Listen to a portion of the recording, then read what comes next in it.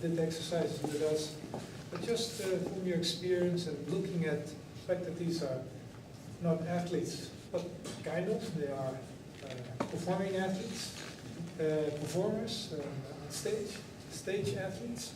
What in short would you recommend to them to be really present on stage and to get their best performance?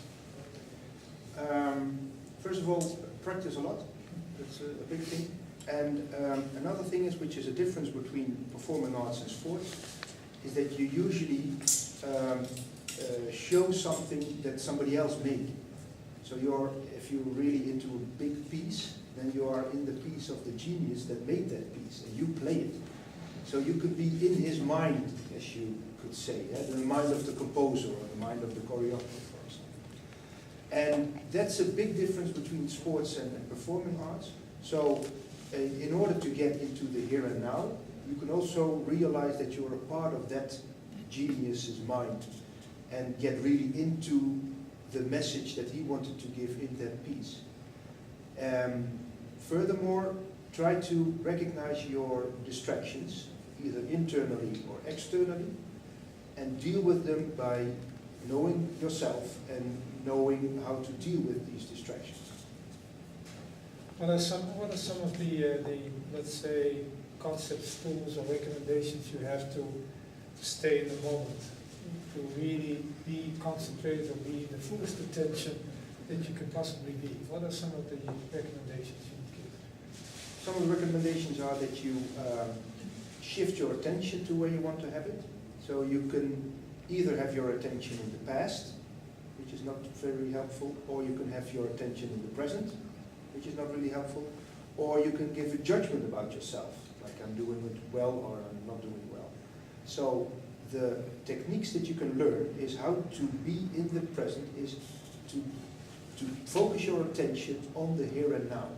And you can either do that by looking outside yourself for a few minutes and just be aware of your surroundings, or you could try to control for your bodily experiences and make sure that your heartbeat is under control, your breathing is under control, and then if you're on top of that, also make sure that you ground, so that you make contact with the floor. Then usually you're in the state of letting it be, letting it go, and that you can show what you have learned. Okay, and how about the arousal that you need? Because athletes as well as performing artists really need to have a certain state of tension. Yep. And you don't want to be too relaxed. No. How do you get to the right level of arousal? Maybe by knowing yourself and get back to all the experiences you had before.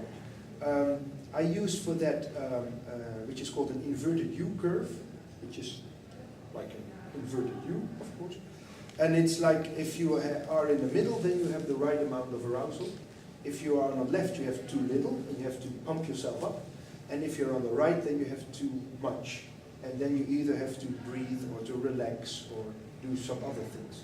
But where your top is, where your ideal arousal level is, nobody can tell you that, because you have shy, silent people who need less arousal than very busy extrovert people who need more arousal. So it's really a journey into your own soul and your own mind. What kind of arousal do I need?